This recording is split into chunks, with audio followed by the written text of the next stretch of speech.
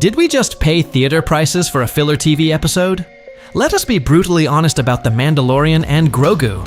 The movie is finally here, but does anything that happens in it actually matter to the Star Wars universe? The story moves fast, so let us recap. Something you may not come back from. Din Djarin and Grogu start by killing yet another Imperial officer. This immediately upsets their New Republic employer, Ward. The New Republic wants these Empire sympathizers brought in alive for questioning to prevent another war. Ward gives Din and Grogu a new target. They need to locate Commander Coin. The Hutt twins know Coin's identity.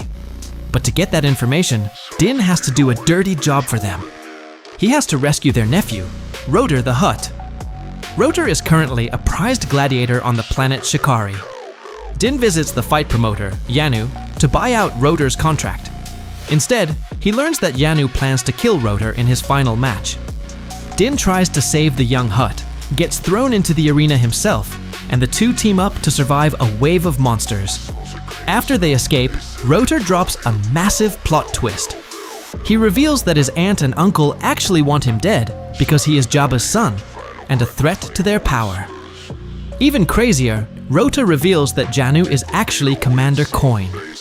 Din diverts his course, captures Coin, and hands him over to Ward. Din and Grogu finally take a vacation to work on their N1 starfighter with the Anzalons. But the peace is shattered when the bounty hunter Embo kidnaps Din and takes him to the Hutts. For subverting their plans, the Hutt twins force Din to fight a massive dragon snake. Din gets bitten and severely poisoned. Thanks to Grogu and the Anzellans blowing a hole in the tank, Din escapes, but he is dying. This leads to the best sequence in the movie. Grogu spends days alone in the swamp, meditating and searching for food. He befriends a swamp dweller who gives him a cure. Fully healed, Din and Grogu attack the Hutt fortress. They battle Embo and the twins. During the chaos, Rotor fights his fellow Hutts, and they all fall toward the dragon snake pit. Grogu uses the Force to catch Rotor, while the twins are eaten alive. The New Republic pilots arrive just in time to blow up the fortress and rescue our heroes. Back at the base, we learn the Hutts were playing both sides. Rotor decides to stay with the New Republic. At its core, this movie reverses a major dynamic. The old used to protect the young. Now Grogu is protecting Din. But here is the real problem with this movie. It ignores the big picture. Din is working hard for the New Republic to stop another empire from rising.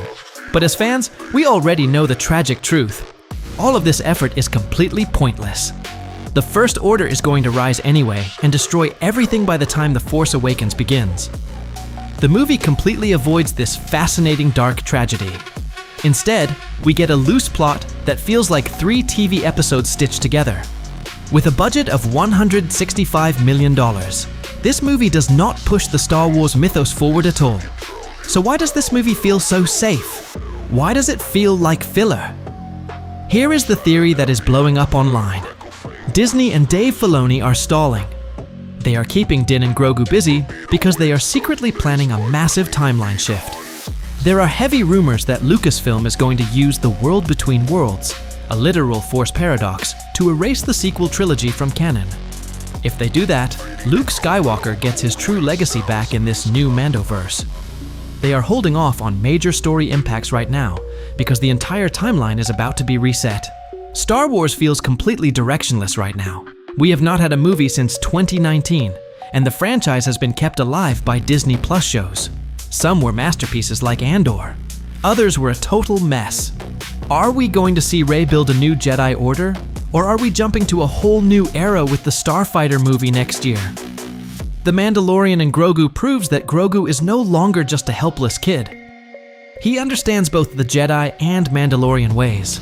But Lucasfilm cannot keep resting an entire multi-billion-dollar franchise on an adorable puppet.